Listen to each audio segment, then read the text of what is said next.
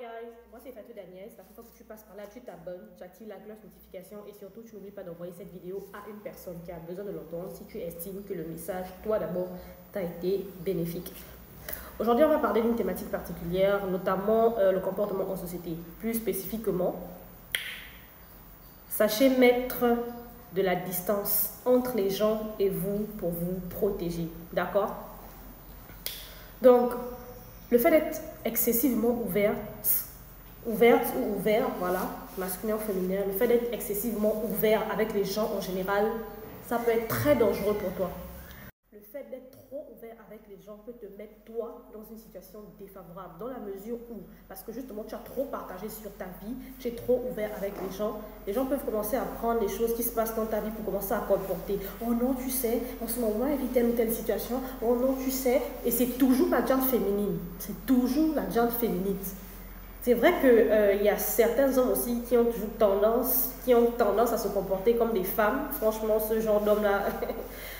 ce ne sont même pas des hommes, hein. Moi je dis que ce sont, on va dire, des brouillons. Dieu a fait catégorie d'hommes, il a fait au brouillon, il a déposé, je ne sais pas dans quelle mesure ils sont retrouvés sur la terre, mais ils sont là, ils sont sur terre en train de se comporter comme des femmes.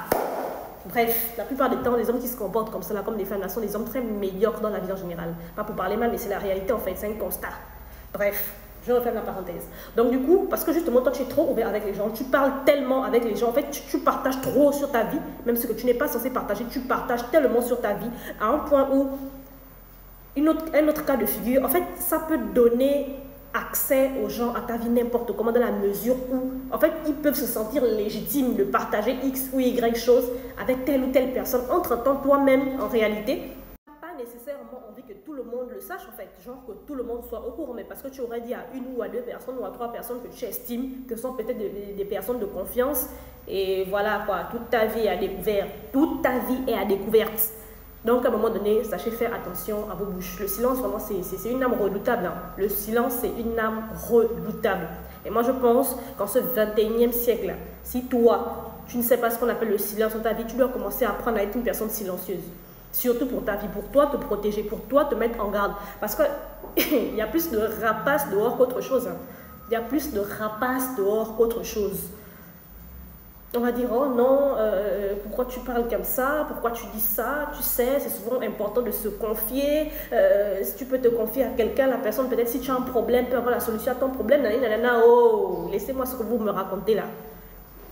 Même à faire confidence là, on ne se confie pas à n'importe qui. Je vais faire une autre vidéo où je vais parler des confidences.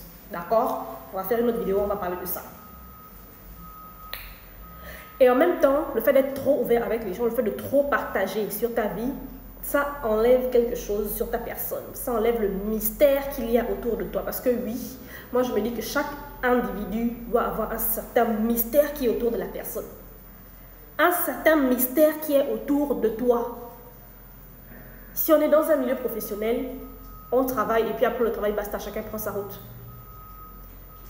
Chez ma collègue de travail, on parle bien, on s'entend, on n'a aucun souci. Ou chez mon collègue de travail, on parle bien, on s'entend, on n'a aucun souci.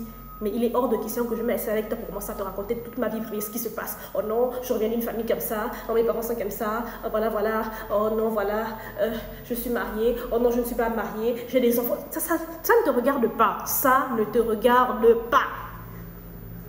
Et s'achète direct avec les gens. Même si ça les vexe, de toutes les façons, que tu dises quelque chose de bien ou de mal, les gens seront toujours vexés de toi, ton comportement ou de toi, ta manière de fonctionner. Donc quand tu te rends compte qu'il y a une personne qui va être trop intrusive dans ta vie, il ne faut pas hésiter un seul instant à dire à cette personne: vous me posez trop de questions, tout ce que vous demandez là, ça fait partie de ma vie privée et je ne me sens pas habilitée à vous répondre. Merci. Point barre. Si elle s'énerve, c'est son problème. Si la personne se fâche, c'est son problème. Toi et moi, on est collègues de travail. À quel moment de la journée tu as commencé à penser dans ta tête que c'était possible de venir t'arrêter devant pour me demander: oh non, tu as combien d'enfants? En quoi ça te concerne? C'est ma vie privée. J'ai des enfants, je n'en ai pas. C'est pas ton pétard en fait. En quoi ça te concerne? C'est pas ton problème. Juste, mais il y a une cas de figure là. Je perds même mes mots quoi. Quand toi maintenant tu veux montrer que genre tu es, je ne sais pas. Toi tu es ouverte à tout le monde. Toi, ta vie là, c'est le trottoir, c'est le marché. Tout le monde peut entrer, tout le monde peut sortir.